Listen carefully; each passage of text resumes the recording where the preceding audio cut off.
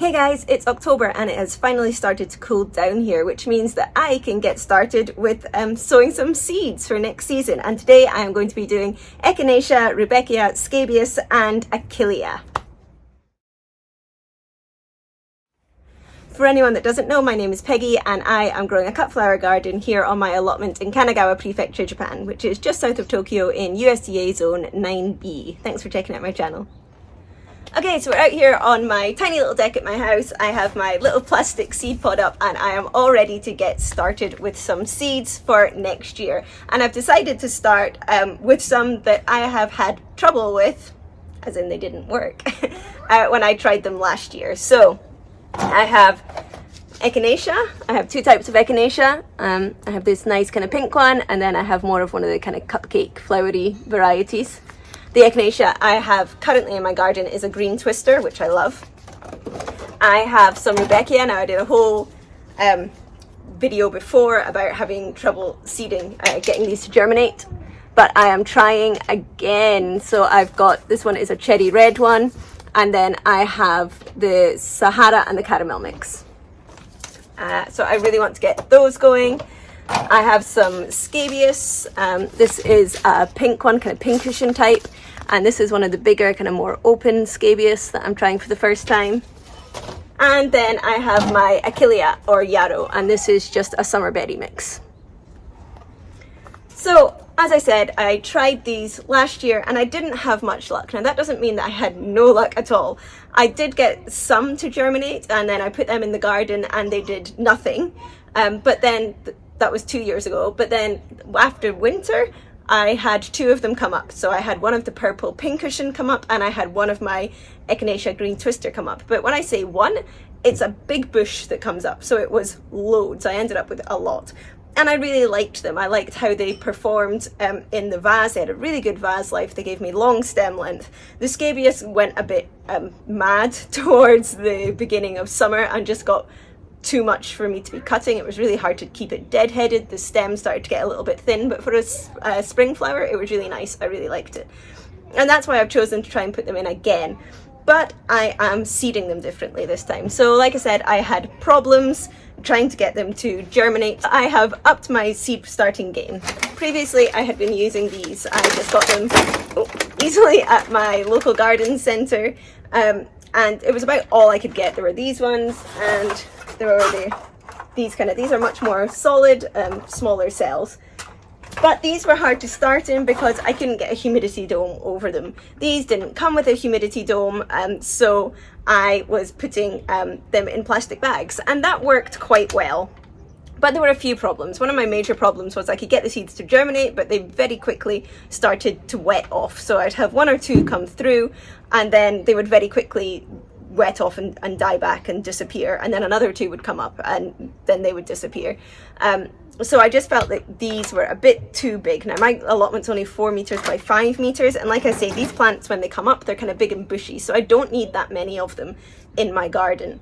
So slightly differently this year, I have got these little tubs. I found these just online. They come as a set. They actually came as a set of 10 boxes. And each one has a little seed planting tray with 12 cells in it, the box that they sit in so that you can bottom water, which I really wanted to do. I felt like a lot of the time my seedlings were getting damaged when I was watering them. So the fact that I can bottom water is better. I love that I can see any roots that are developing, so I can quickly see, because these are quite small, I can quickly see if they're getting root bound and when I need to be potting them on. And they come with a humidity dome. Now the humidity dome doesn't clip on, but it does rest on quite securely, which is fine. And then on the top of the humidity dome, it's got a little twister so I can let in more or less air. So I'm really hoping that by doing this, it also only has 12 holes, so I should be able to plant one seed type. So before I would maybe have my Echinacea and my Scabious in the same one, but they have slightly different germination periods, so one would come up before the other, and that's why I was having the wetting off problem. So I'm hoping that if I do one batch of seeds per box, then they'll all come up at the same time and I won't have that problem. I can take the dome off when kind of 70 to 80% of them have come up and move them into this wee dome just without the lid on. That's my thinking. So I'm hoping that because I'm doing this better, I'm going to get better results. So let's get started. Okay, so although I'm planting 4 things at the same time. This is a great example of having to read your packets because they all need slightly different instructions. So my Echinacea needs to be put 3 to 6 centimeters down into the soil. My Rudbeckia and my scabious just need a light covering of soil, and my Achillea needs light to germinate. So it's going to sit on top of the soil. So it's really important that you read your seed packets before you start. This is seed starting soil that I have pre-moistened so that I don't need to water it once I put my seeds in it again. And you can see it's not wet. If I squeeze it really hard, you get a few drips, but it kind of stays like a ball in your hand. But it's not soaking wet dripping. So this just means that I'm not going to have to water it once I put my seeds in, and so it won't disturb the seeds, especially the tiny seeds like Achillea that just sit on top of the soil. You really don't want to be disturbing them. So I'm going to go ahead and fill up all of my boxes with this.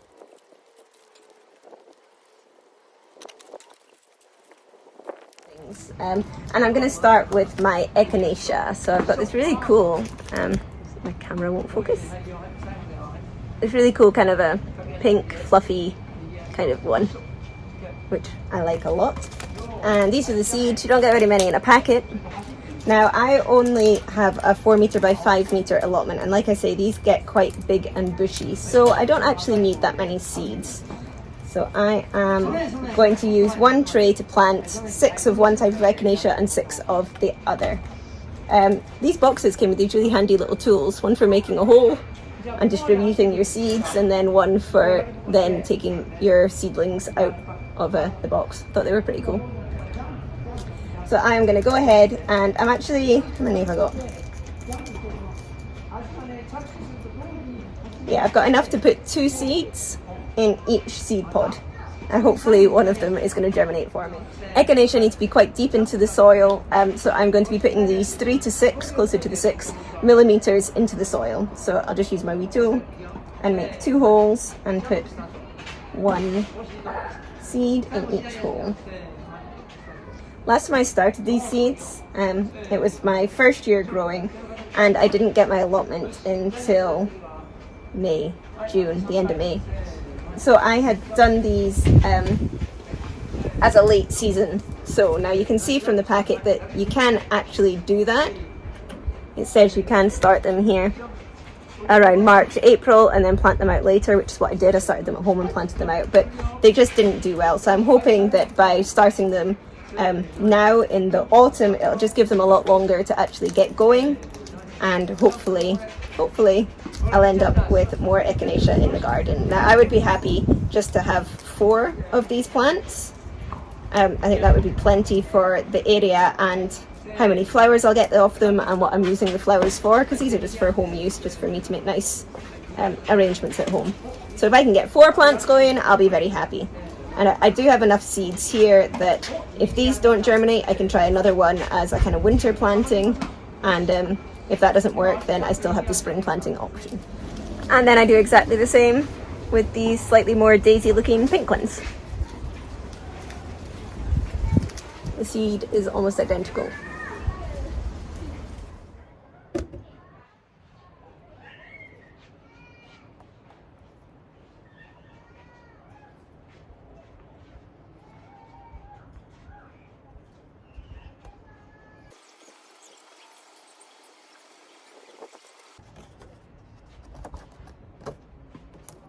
Ready!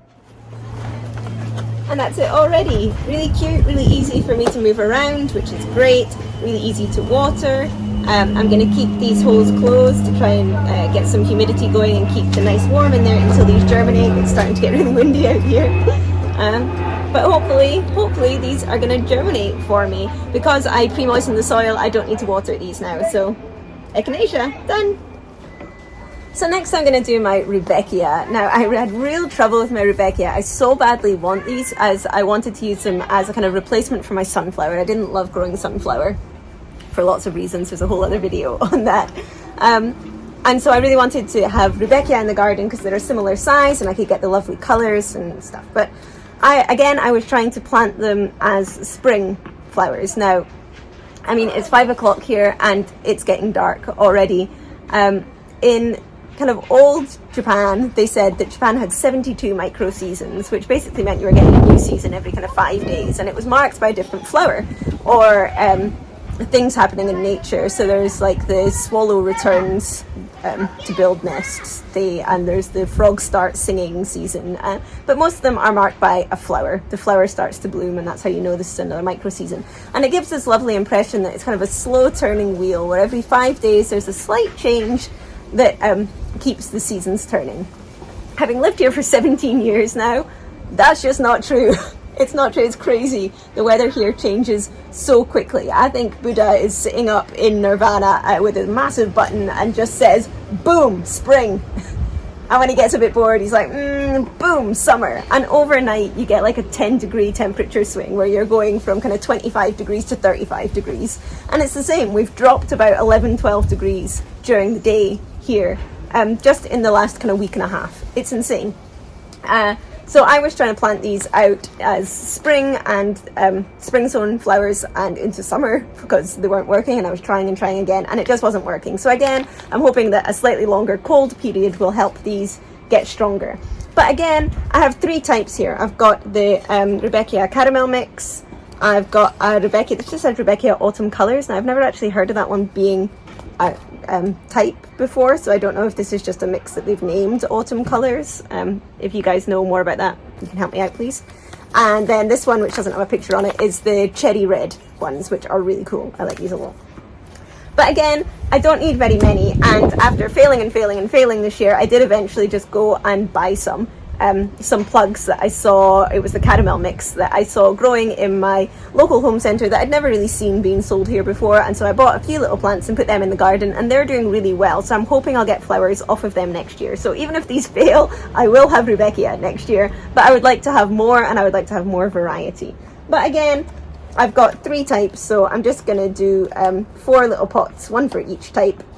And I'll put 2 seeds in each one again and hope that I can get some of these Rudbeckia going this year, and that the autumn sowing helps them a bit more. They're so small.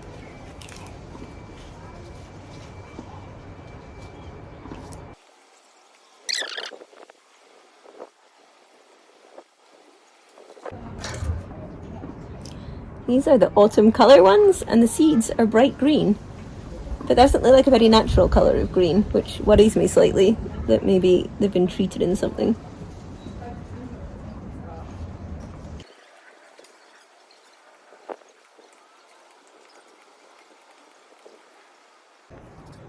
So few seeds in the pack. There's hardly anything in there. These are my cherry ones.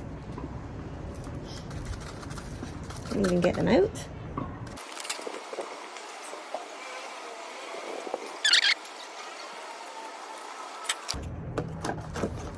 Rudbeckia. Okay, so that just leaves me my Achillea or yarrow, and you know, I see things online about how easy this stuff is to grow, and you know, I know that it grows as a weed in a lot of places as well, and I just can't seem to get it started at all, and I'm really upset because I want it in the garden. It's a beautiful filler, it's perennial, it comes in really nice colours, but also it attracts really beneficial bugs to your garden, the likes of ladybirds and things that are going to eat any aphids and all the other kinds of bugs that you don't particularly want in your garden. So I really want this one to work.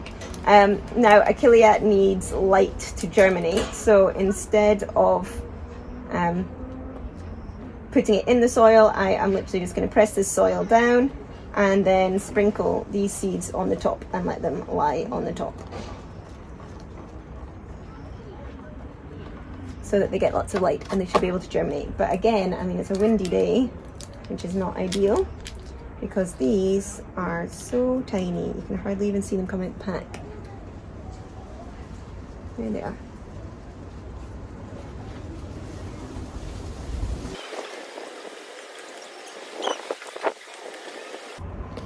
Okay, I don't know if you can see that, only just scattered on the surface there, a few seeds in each one.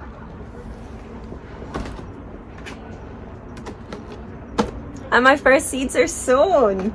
Yay! Okay, so I have moved all of these guys over to my little seed pod that I put up. I have closed the holes in the top. You see, you can open them to let more air in. Hello. Or close them, and that'll keep the humidity in. I'm going to keep this closed for now until these germinate. I'm also going to close this over. We're still sitting here around 17, 18, 19 at night. So, you know, it's warm enough to have these guys outside to start with. They're kind of protected in here and away from the wind. During the day, I am going to come and open this up because it will be too hot. But until I see any germination, I'm not going to be really taking the lids off. And then once the seeds start to come, I'll take the lids off and I will start to bottom water as well. If the soil dries out before that, I will possibly just spray on top of the water, with the exception of the Achillea, which I will always bottom water. And that is it. Hopefully I will have more luck with these guys this year than I did at my last attempt. And I'm hoping that these new boxes, which I'm really loving, work better for me. So thanks for following along. If you want to see what's still going on in the garden and what I am doing with the flowers that I cut, you can check out my Instagram page, which is From the Witch's Garden, and there's a link to that below this. And if you want to see, follow along and see how these seeds do, I will be doing an update, and I will be seeding all of this stuff down here, which is my, what have I got down here? Stock, Snapdragon, Lupin, Geum, Bergamot and Sweet William that I'm going to be seeding within this next week. So I'm going to be starting all those, and I'll make different videos about that as well. And if you want to follow along, then remember to hit the subscribe button below, and I will see you guys next week. Bye!